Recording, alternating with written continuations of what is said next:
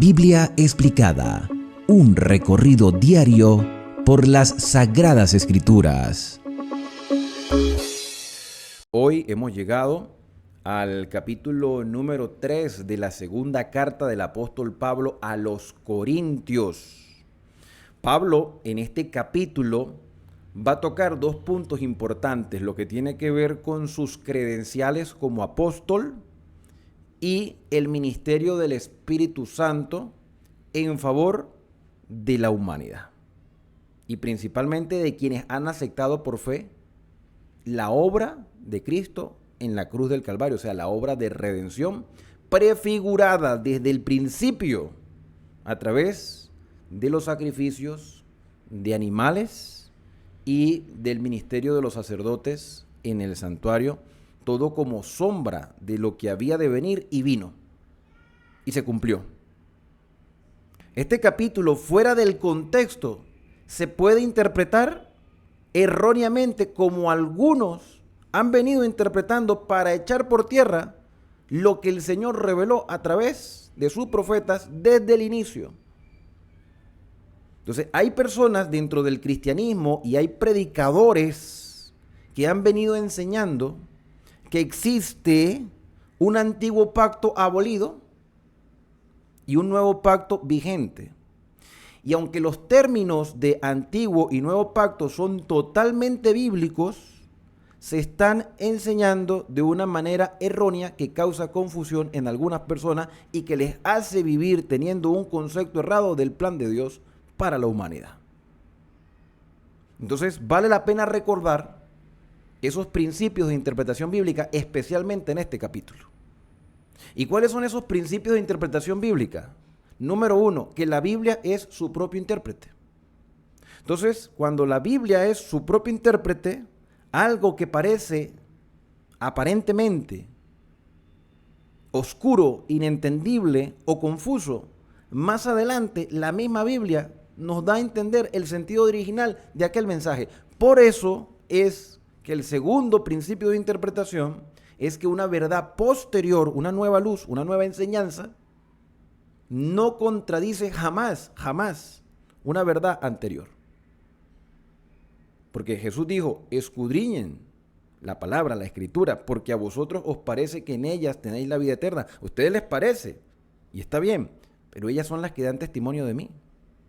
Si me amáis, guardad mis mandamientos. ¿Cuáles? Pues los que están escritos en el Antiguo Testamento, que son los 10 mandamientos escritos con el dedo de Dios. Y otra cosa que me llama mucho la atención es la manera como el Señor permitió que la Biblia se estructurara. ¿Sabe que la Biblia no está en orden cronológico, sino temático? Sí, está el Pentateuco, que serían los 5 libros de Moisés, Génesis, Éxodo, Levítico, Número y Deuteronomio. Después vienen los libros históricos que vienen en orden cronológico, pero tocan el tema de la historia de Israel desde que ellos llegan a la tierra de Canaán con Josué hasta el momento en que son deportados a Babilonia y regresan en el tiempo de Esdras, Nehemías, y después se menciona a Esther, cuando ya ni siquiera los babilonios existían, sino los persas. Después que termina la parte histórica del Antiguo Testamento, entramos a los libros sapienciales o poéticos, entre los cuales está Job, Salmo, Proverbios, Eclesiastés, Cantares. Entonces estos libros poéticos tienen que ver con alabanzas y, como su propio nombre lo dice, poemas, ilustraciones, analogías, comparaciones. Ya después de terminar los libros sapienciales o poéticos, entramos a los profetas mayores, que se les dice mayores porque sus libros son amplios, pero son igualmente profetas que aquellos que se les llaman menores porque sus libros son más pequeños. Y no están en orden cronológico, sino de forma temática. Después, cuando llegamos al Nuevo Testamento porque se le llama antiguo al otro, porque fue primero, pero no quiere decir que esté obsoleto, sino que hay un Nuevo Testamento, un nuevo testimonio que presenta los evangelios primero, después un libro histórico que sería Hechos de los Apóstoles, 14 cartas de Pablo, las cartas universales de Juan, Judas, Santiago, Pedro, y después el libro de Apocalipsis, que sería la profecía. Entonces, ¿por qué les menciono todo esto? Porque fíjate que la carta a los Corintios, las dos, se escribieron antes que Romanos, pero Romanos aparece primero. Y la carta a los Corintios, la primera carta, tiene la misma cantidad de capítulos que tiene que tiene la carta a los Romanos. Entonces, ¿por qué se coloca Romanos primero? Dios lo permitió de esa manera. Porque Pablo en Romanos nos presenta los principios de la justificación por la fe y la relación que tiene la ley de Dios con la justicia de Cristo. Y cómo somos salvos por gracia, pero el pecado, que es transgresión de la ley, nos lleva a la muerte. Si tú no has tenido la oportunidad de estudiar la carta a los Romanos, te invito a que lo hagas. Toda esta extensa introducción para decirles que el capítulo número 3 tiene algunos detalles de Corintios, segunda de Corintios 3, capítulo número 3 de esta segunda carta a los Corintios, tiene algunos detalles que fuera de todo este contexto dan a entender que los mandamientos de Dios están abolidos. De hecho, la palabra abolir aparece en este capítulo, que es muy raro conseguir la palabra abolir dentro del texto bíblico. Entonces, vamos a tomar tiempo, abrimos nuestras Biblias y comenzamos la lectura, pero lo vamos a hacer leyendo el último versículo del capítulo anterior, o sea, del capítulo 2, donde Pablo dice lo siguiente, porque esto es la continuación, o sea, desde el capítulo 1 hasta el 7, Pablo toca una sola temática, y todo tiene que ver con la dirección de Dios a su pueblo, aún en medio de los momentos más difíciles de nuestra vida. O sea, ¿cuál es el plan de Dios para el ser humano? La salvación. Y en el último versículo, en el 17 del capítulo anterior, Pablo dice, no somos como muchos que medran falsificando la palabra de Dios. Hay muchos que se lucran y se benefician presentando erróneamente lo que Dios ha revelado. Y Pablo dice, nosotros no somos de esos, sino que con sinceridad, como de parte de Dios y delante de Dios, hablamos en Cristo. Pablo está haciendo una acusación de personas que están falseando la verdad y están enseñando esa falsedad y muchos le están creyendo. Pablo no identifica los nombres de esos falsos predicadores, pero advierte a la hermandad que hay falsos predicadores. Y como la continuación es el capítulo 3, entonces el versículo 1 dice, comenzamos otra vez a recomendarnos a nosotros mismos. Es una pregunta. Les acabo de decir que hay muchos falseando la verdad, medrando la verdad, lucrándose de falsear la verdad. Ahora, nosotros estamos comenzando a recomendarnos a nosotros mismos como infalibles, por así decirlo. Si hay falsos, entonces nosotros somos los verdaderos. Y no es eso lo mismo que hacen los predicadores el día de hoy. No, esa doctrina, esa religión, esa iglesia es falsa. Nosotros tenemos la verdad. Evidentemente Pablo estaba convencido en lo que creía, en lo que enseñaba. Pero Pablo no está queriendo decir que él, como expositor de la palabra del Señor, está buscando reconocimiento humano como aquel que tenga la verdad solamente.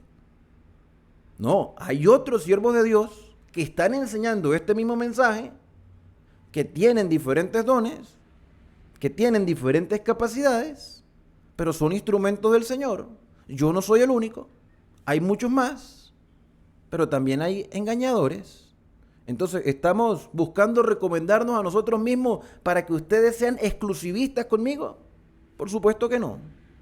Tenemos necesidad, como algunos, de carta de recomendación para ustedes. Aquí dice vosotros, pero para que no haya confusión, porque como esto es un castellano muy antiguo, entonces donde va a decir la palabra vosotros, yo voy a cambiarla por ustedes. Va a ser más fácil para quienes somos de habla hispanoamericana, porque no estamos acostumbrados. En España sí, están más acostumbrados al vosotros, pero en Latinoamérica no. Entonces voy a cambiarlo, ¿no? No quiere decir que está cambiando el sentido. Se entiende que vosotros es ustedes. Entonces dice, tenemos necesidad como algunos, esos falseadores, de cartas de recomendación para ustedes.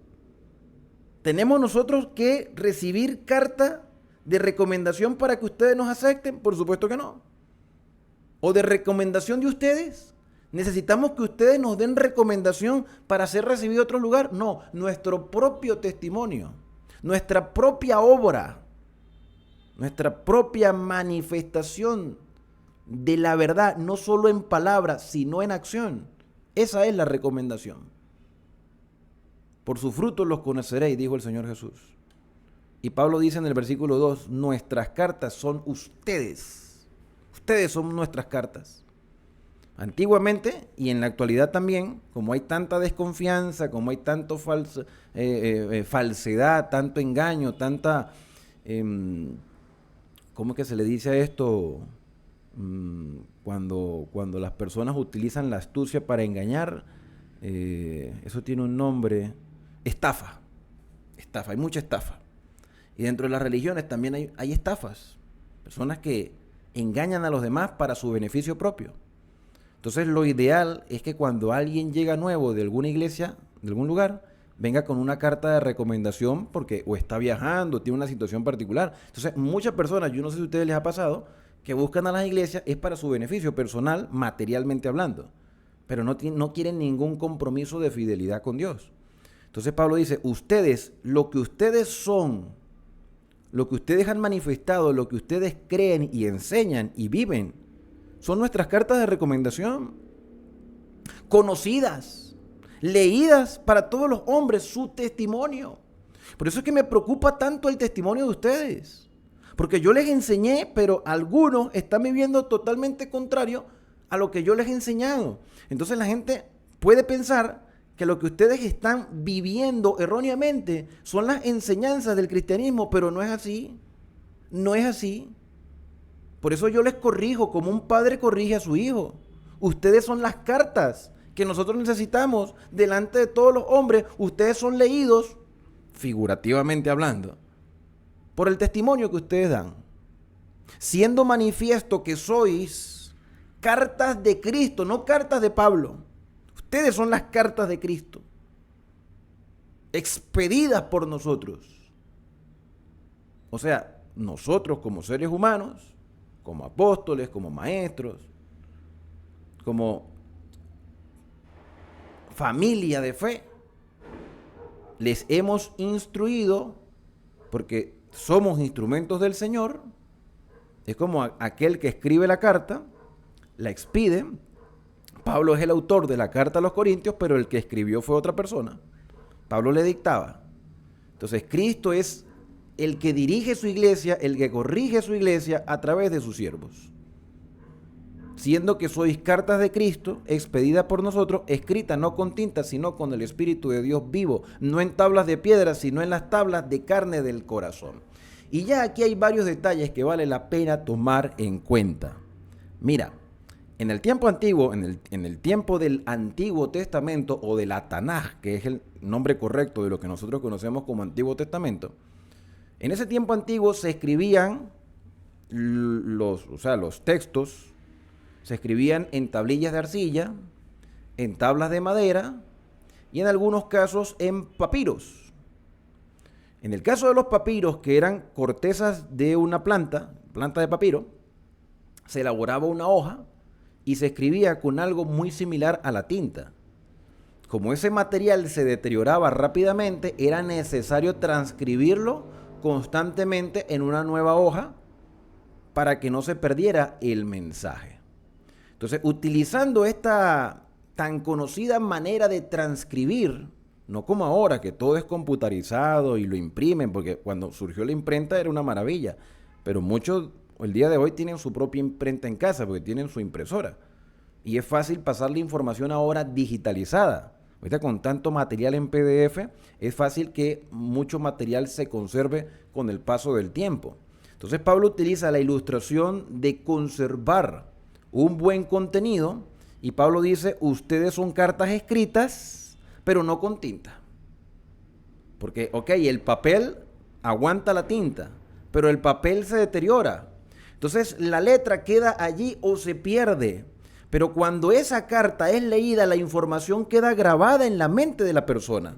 Tú lees una carta, lees una información, lees un texto, lees algo que te impacte, que te ayude a mejorar tu vida, aunque ese mensaje se borre, la información queda en tu mente. Entonces, ustedes son cartas que no fueron escritas con tinta, ¿ok?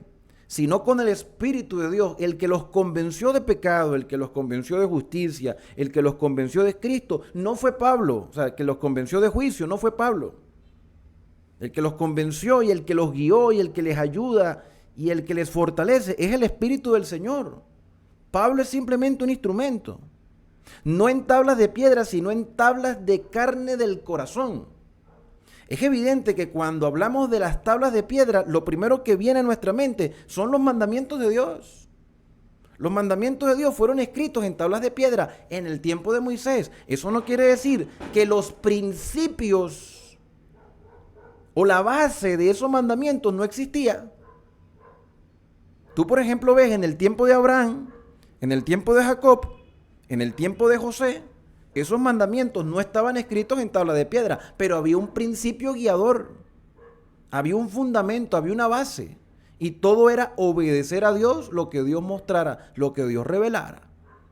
Pero después de haber pasado 400 años de esclavitud en Egipto, muchas de esas enseñanzas se habían olvidado, pues son 400 años. Los países latinoamericanos no tienen tanto tiempo de independencia. Hasta hace poco, Colombia y Venezuela, si no me equivoco, ustedes me corrigen, hasta hace poco estos países latinoamericanos han cumplido 200 años de independencia. Aunque hay ciudades antiquísimas. Hay ciudades antiguas porque Latinoamérica, lo que nosotros conocemos como Latinoamérica, América del Sur, cuando llegaron los colonos españoles fue en el año 1492. Estamos hablando de más de 500 años. Pero la independencia de nuestros países latinoamericanos apenas están pasando los 200 años de independencia. ¿Y cuántas generaciones no han pasado por 200 años? ¿Y cuántas cosas no se han olvidado? ¿Y cuántas generaciones siguen naciendo? Entonces, pasar 400 años en Egipto era para que se le olvidaran muchas cosas.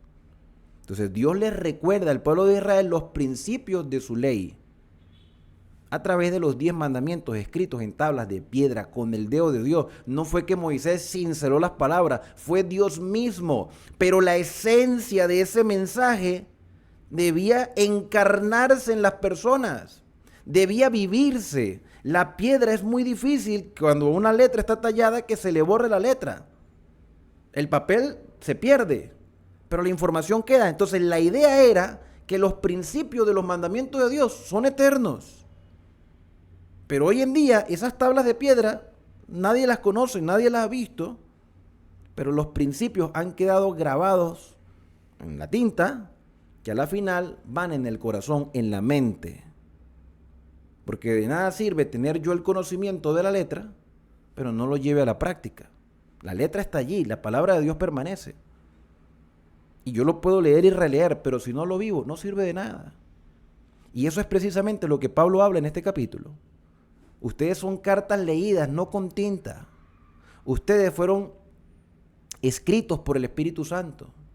No en simple tablas de piedra, que aunque permanece la letra, si no se vive, no sirve de nada. Tiene que estar escrita en nuestra carne, en nuestro corazón, en nuestra mente, aquí donde obra el Espíritu Santo. Versículo número 4. Y tal confianza tenemos mediante Cristo para con Dios. ¿Qué confianza tenemos para con Cristo? Que Él es el que nos vivifica, que Él es el que nos ayuda, que Él es el que ha hecho todo por la salvación del ser humano. El Señor cumple su pacto y espera que nosotros también asumamos nuestro compromiso de pacto. No que seamos competentes por nosotros mismos para pensar algo como de nosotros mismos. O sea, Dios quiere lo mejor para nuestra vida y que tengamos una conducta que nos diferencie del resto de aquellas personas que no han puesto su confianza en el Señor.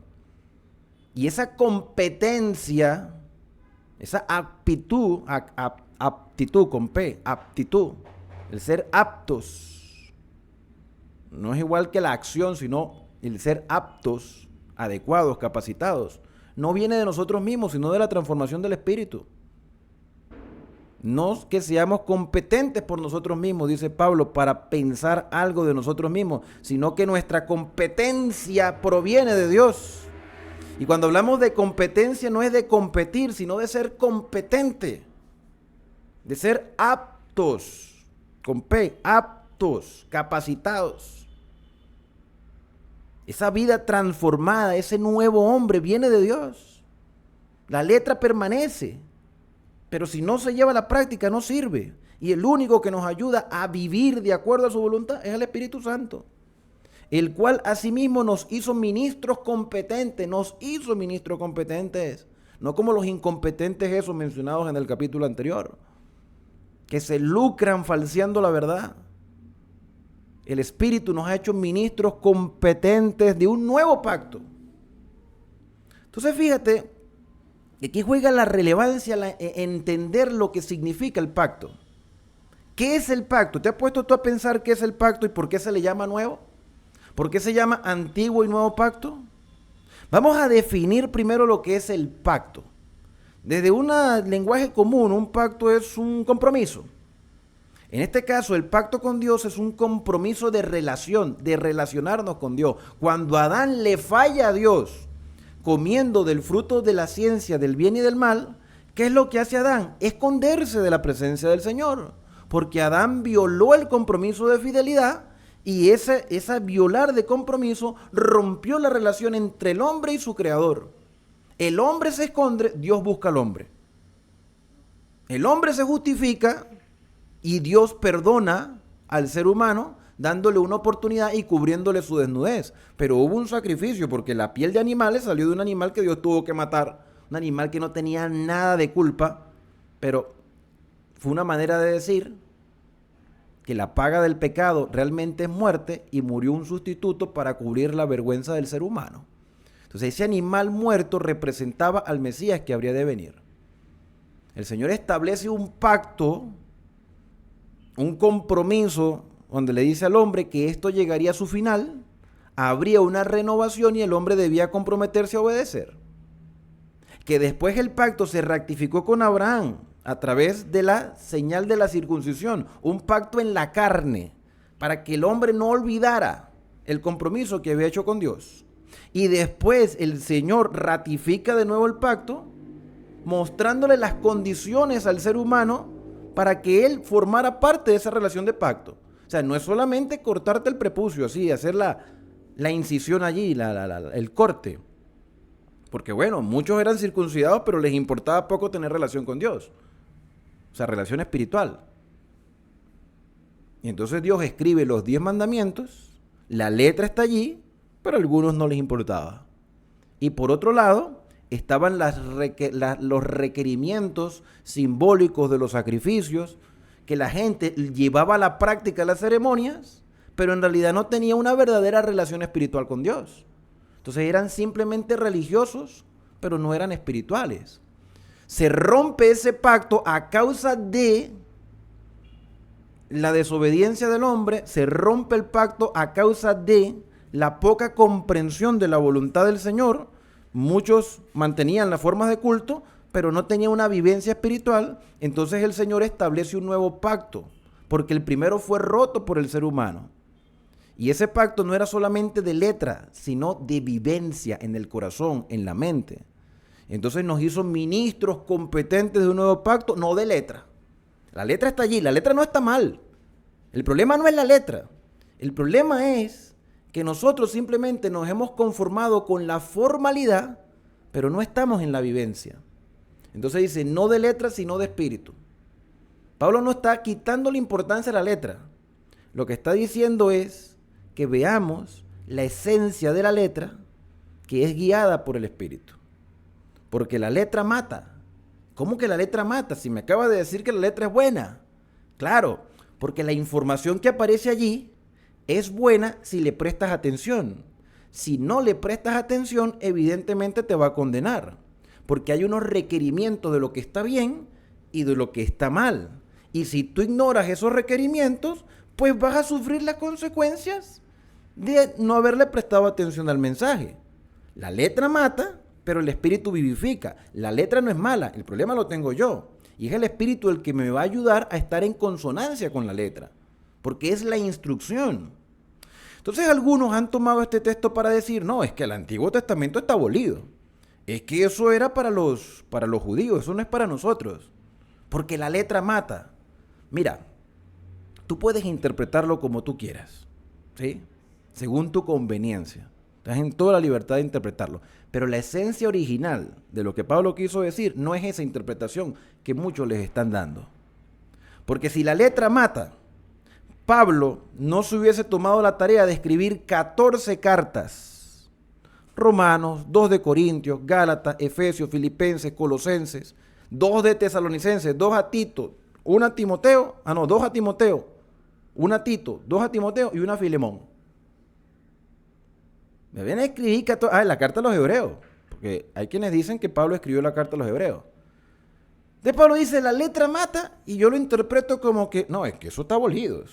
Lo importante es simplemente tener fe. Yo no estoy diciendo que no hay que tener fe, pero hay que prestarle atención a la letra. Pero no simplemente para un formalismo, no simplemente para un conocimiento teórico, sino para una vida práctica. Entonces tú dices, no, es que eso ya queda abolido. Oye, pero entonces Pablo es un loco.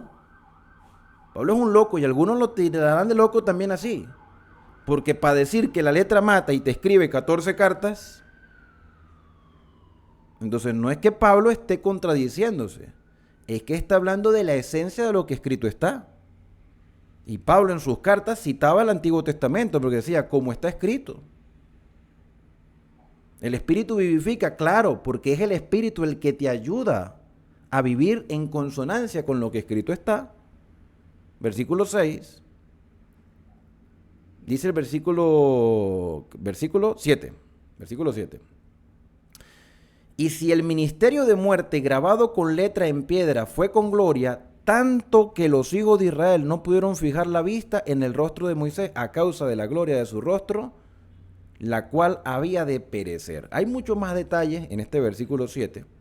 Vamos a tomarlos con calma. Lo primero que Pablo dice, el ministerio de muerte. Ministerio de muerte. Yo dudo mucho que en alguna iglesia haya un ministerio de muerte, ¿no? Ministerio de mujeres, ministerio de niños, ministerio de música, ministerio de evangelismo, ministerio de finanzas también ahora le han puesto, ¿no? Porque las iglesias manejan recursos. Pero ministerio de muerte, ¿qué es eso? Ministerio de muerte. Grabado con letras en piedra. Entonces los 10 mandamientos son un ministerio de muerte. Ya acabo de decir en el versículo 6 lo que Pablo quiso dar a entender. Entonces, si la letra mata, porque no se le ha dado la importancia al mensaje, porque me condena, dice no matarás, por ejemplo. No matarás. No, yo no mato, pero tienes rencor hacia una persona. Es como si lo estuvieras matando. Si tuvieras la oportunidad de matarlo, lo matas. Pero tienes rencor, no lo quieres ni ver. Cuando tú dices no quiero ni verlo, es como para ti no existe. En tu corazón lo estás matando. ¿Ve? Entonces no es la acción, sino la intención, el deseo, el principio. Entonces cuando Pablo dice el ministerio de muerte grabado con letras en piedra, tú dices, entonces los 10 mandamientos son de muerte. No tiene lógica que piense que los 10 mandamientos son un ministerio de muerte cuando el mismo Dios lo escribió con su propio dedo. Entonces estamos atribuyéndole a Dios un ministerio de muerte. O sea, ¿nos estás mostrando eso para matarnos? No, al contrario. Se los estoy mostrando para que sepan lo que está mal y de esa manera no mueran. Aquí les estoy diciendo lo que no deben hacer. Aquí les estoy mostrando lo que es erróneo en su conducta. Si ustedes no le prestan atención, se van a morir. Se van a morir. Mira, es como cuando uno va al médico. Al médico, pero no quieres escuchar los resultados. No quieres escuchar los resultados porque si el médico te dice que tienes algo, entonces tú te vas a deprimir todo. Es todo lo contrario. Es necesario que el médico diga lo que está mal para seguir un tratamiento y mejorar. Entonces Dios le escribe al ser humano, mira, estas son las normas de vida, rígete por ellas, yo te voy a ayudar. Si no le prestas atención, te vas a morir. Porque la paga del pecado es muerte. Fíjate que aquí Pablo está haciendo referencia al evento donde Moisés sube por segunda vez al monte Sinaí, en el capítulo 34 de Éxodo, porque Moisés partió las primeras tablas de piedra, que posiblemente eran de zafiro, las partió. Eso yo lo expliqué cuando estudiamos Éxodo. La indignación de encontrar a las personas adorando un becerro de oro. Y después Dios les dice, ahora tú, Moisés, te vas a hacer unas segundas tablas de piedra. Tú las vas a tallar, pero la piedra nada más, y vas a subir para que yo escriba nuevamente los mandamientos. Moisés pasa de nuevo 40 días en el monte Sinaí, y cuando baja el rostro le resplandecía. Porque no solamente había recibido la instrucción de los 10 mandamientos, sino también lo de la construcción del santuario y todo lo que eso implicaba. Aunque la construcción del santuario ya se había descrito en los capítulos anteriores. Pero todo lo que significaba y las promesas divinas, o sea, todas las normativas, también de los sacrificios y muchas otras cosas más. Y cuando Moisés baja, capítulo 34 de Éxodo, cuando Moisés baja de la montaña, dice que el rostro le resplandecía, le brillaba con la gloria del Señor. Y eso es lo que se está refiriendo Pablo aquí. Mira, si el ministerio de muerte grabado con letras en piedra fue con gloria, no es que los mandamientos sean malos, pero te muestra lo que está mal. Y cuando Moisés baja con gloria, resplandeciendo, tanto que los hijos de Israel no pudieron fijar la vista en el rostro de Moisés a causa de la gloria de su rostro, la cual había de perecer. La gloria que Moisés reflejaba se le iba a borrar en algunas horas o en algunos días. Y era una gloria que era un reflejo de lo que Dios le había mostrado a Moisés. Y fue tanta la gloria de Dios que a Moisés le quedó brillando el rostro. O sea, Moisés bajó con la gloria de Dios, o parte del reflejo nada más, del reflejo. Y esa gloria desapareció. Y si ellos no pudieron resistir la gloria perecedera, ¿cómo podían resistir la gloria eterna? Ahí lo dice, versículo 8. ¿Cómo no será más bien con gloria el ministerio del Espíritu? Si esa gloria, ese reflejo de gloria que perece, que es momentánea, circunstancial, fue impactante, ¿cómo será la gloria del Espíritu? Imagínate. ¿Nos estamos preparando para esa gloria? ¿Nos estamos preparando para ver a Cristo venir en gloria? ¿Nos estamos preparando para recibir los reflejos de gloria el día de hoy? Entonces queremos hacer las cosas a nuestra manera y echar los mandamientos a un lado, y aún así esperamos recibir los reflejos de gloria. Pero no, Moisés bajó con el reflejo de gloria, con los mandamientos en las manos. Ah, no, que esa letra perece. No perece. Perecemos nosotros. No, que la letra mata. No, la letra no mata. Yo me mato a mí mismo si no le presto atención a la letra. ¿Ven? Versículo número 9. Ah, bueno, es otra cosa. Porque algunos van a decir que yo estoy intentando acomodar el mensaje a mi gusto. No. Jamás. Dios me libre de eso. Pero Pablo decía estas cosas en el siglo I porque algunos consideraban que la mera formalidad, el mero cumplimiento teórico ya los iba a hacer aceptos delante de Dios. Y eso no es así. Tiene que ser un resultado. Porque si al caso vamos, las obras no nos van a servir de nada si no tenemos amor. Y el amor solo lo recibimos de Dios. Lo dijo en 1 Corintios 13. Entonces tiene que ser nuestras obras, nuestra obediencia, un reflejo, una demostración de nuestro amor hacia Dios.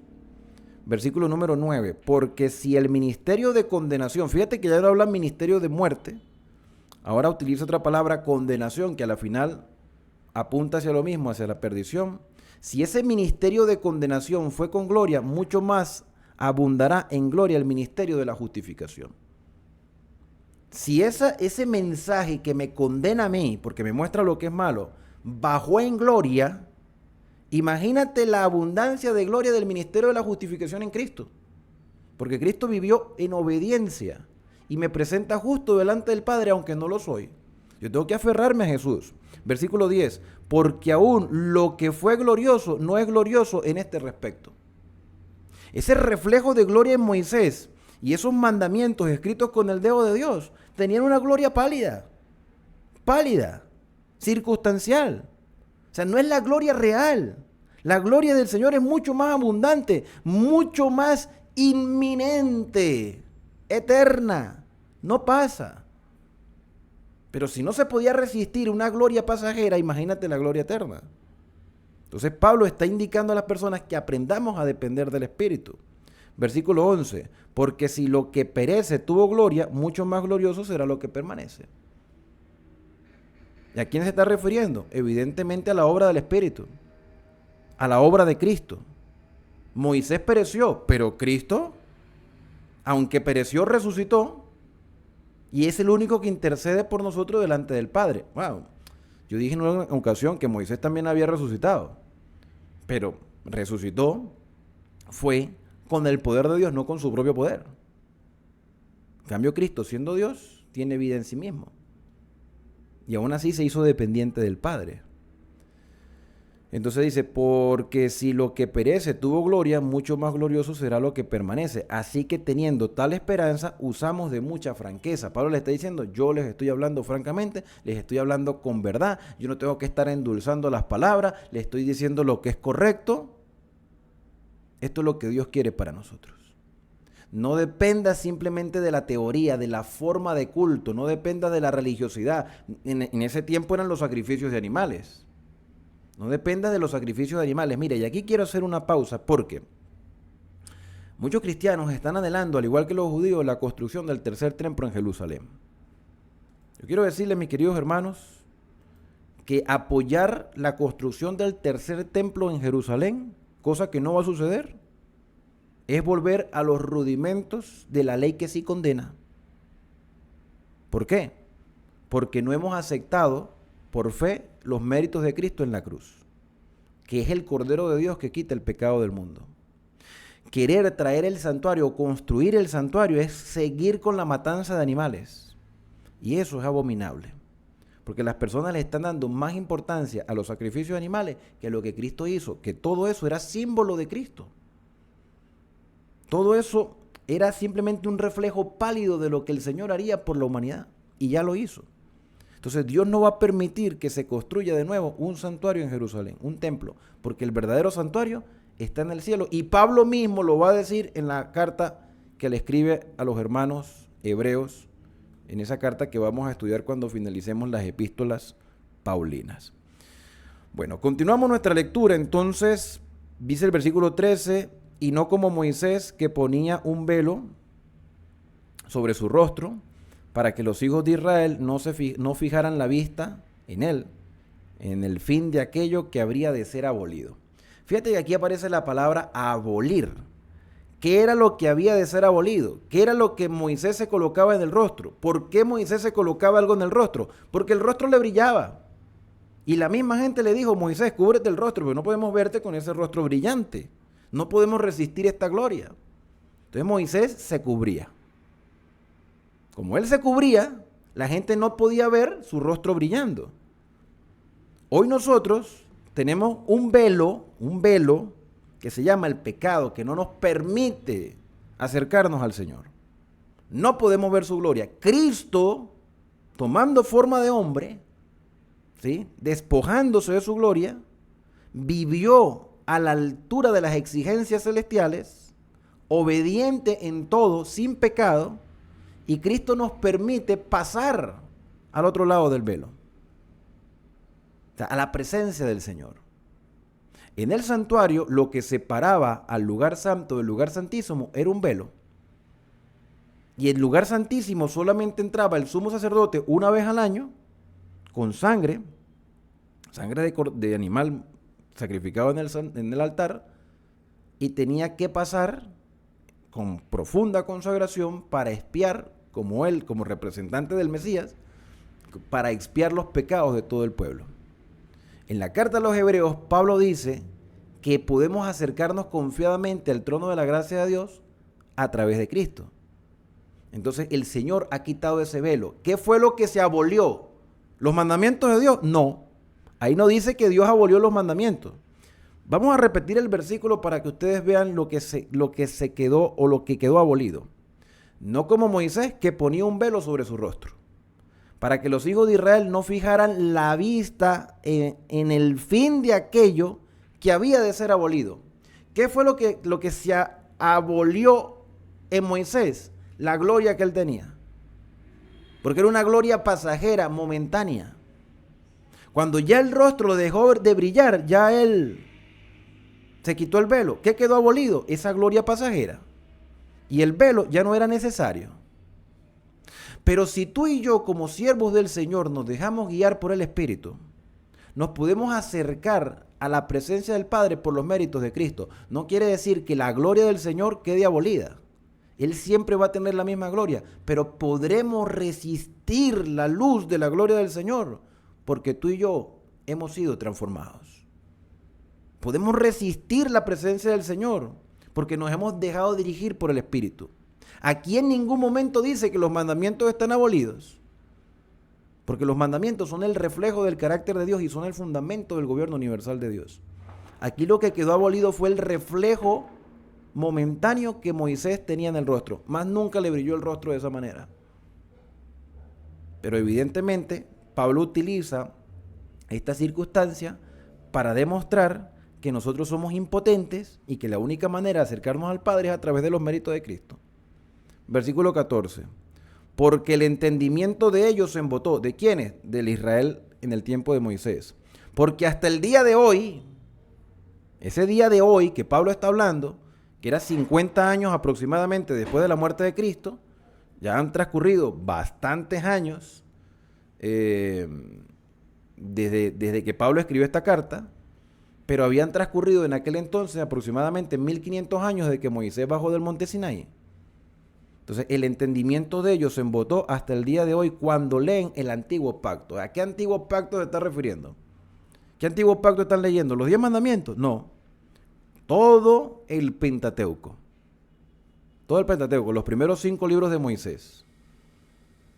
Entonces, Israel ha venido leyendo el Pentateuco, la Torá, durante toda su vida y aún así han tenido el entendimiento embotado, a pesar de que leen constantemente. Y les queda el mismo velo no descubierto, el cual por Cristo es quitado. ¿Quién quita el velo? Cristo.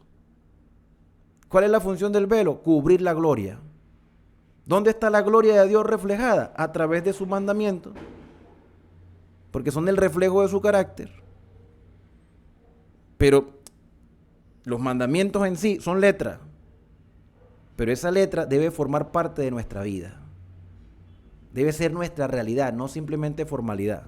Y cuando nos presentemos delante del Señor, cuando Cristo venga en gloria y majestad, nos vamos a presentar como esas cartas que fuimos leídas por el mundo y que han representado a su Dios a través de su manera de vivir, guiados por el Espíritu Santo. Entonces Cristo quitó el velo y podemos acercarnos confiadamente al trono de la gracia del Señor. Eso es una buena noticia. Es una noticia que nos llena de esperanza. Entonces dice el versículo 15, y aún hasta el día de hoy, cuando se lea a Moisés, el velo sigue puesto en el corazón de ellos. El velo sigue puesto en el corazón de ellos, porque dependen de las formas de culto y no de la verdadera relación espiritual con el Señor, que nosotros no cometamos el mismo error. Pero cuando se conviertan al Señor, cuando cambien la mentalidad, cuando cambien su forma de ver las cosas, el velo se quitará. ¿Y quién es el único que nos puede cambiar? El Espíritu Santo. Entonces, el tema aquí es lo que el Espíritu Santo hace por nosotros. Porque el Señor es el Espíritu. Y donde está el Espíritu del Señor, ahí hay libertad. ¿Y qué fue lo que hizo Dios con Israel cuando estaban en Egipto? Los liberó de la esclavitud. ¿Y qué fue lo primero que les dio? Los 10 mandamientos. Entonces, los mandamientos no son para quitarle la libertad al pueblo de Israel, sino para demostrarle la libertad que tienen de obedecer a Dios. La libertad que tienen de ya no ser esclavos del pecado. La libertad que tienen de acercarse confiadamente al trono de la gracia. La oportunidad que el Señor les ha dado de transformarlo. Donde está el Espíritu de Dios hay libertad. Y muchos somos esclavos del pecado. ¿Y qué es el pecado? Transgresión de la ley. Termina entonces este capítulo diciendo, por lo tanto nosotros todos mirando a cara descubierta, no necesitamos velo. ¿Por qué? Porque hay santificación, porque hay obra del Espíritu Santo. Todos mirando a cara descubierta como en un espejo la gloria del Señor, no la gloria de Moisés, no la gloria de la letra, La letra está aquí, se vive, y ese es el reflejo del carácter de Dios. Porque Jesucristo dijo, eso lo dijo Jesús, vendré otra vez y os tomaré a mí mismo para que donde yo estoy, vosotros también estéis. Os tomaré a mí mismo. O sea que Cristo se viene a buscar a Él en nosotros. Y nosotros debemos reflejar a Jesús por la obra del Espíritu Santo y podremos ver a cara descubierta como en un espejo la gloria del Señor. Somos transformados de gloria en gloria, transformados. Cambio, transformación es cambio, como metamorfosis, cambio. Y ese cambio no lo vamos a lograr solo. Nosotros no vamos a cambiar por nuestra propia fuerza. Vamos a cambiar por la obra del Espíritu Santo. Somos transformados de gloria en gloria. No una gloria pasajera como la de Moisés que se le borró después del rostro. No, de gloria en gloria, constantemente, todos los días. En la misma imagen como por el Espíritu del Señor, nos vamos a parecer al Señor en carácter. Y lo vamos a demostrar con nuestras obras, porque nuestras obras son el reflejo de lo que el Señor ha hecho por nosotros, en el nombre de Cristo Jesús, por su Espíritu Santo. Y cuando yo me dejo transformar por el Espíritu Santo, y cuando empiezo a reflejar el carácter del Señor por esa obra transformadora, mi fe y la de mis hermanos, quienes me leen, quienes me ven, quienes observan mi testimonio, se fortalece. Y ellos, junto con los que obedecemos por fe, seguiremos viviendo con esperanza hasta el día en que Cristo venga a buscarnos. Por eso mi más grande deseo para ti en este día es que Dios te bendiga y te guarde, que haga resplandecer Dios su rostro sobre ti y que tenga de ti misericordia, que el Señor alce sobre ti su rostro y ponga en ti paz. Paz es reconciliación, paz es shalom, y shalom es bienestar pleno. Eso es lo que Dios quiere para nosotros. ¿Estás tú dispuesto a dejarte guiar por el Espíritu Santo? La invitación es para que me puedas acompañar en el próximo estudio, aquí en Esperanza, el canal de las Sagradas Escrituras. Así que no olvides suscribirte, activar las notificaciones y compartir este mensaje con otras personas.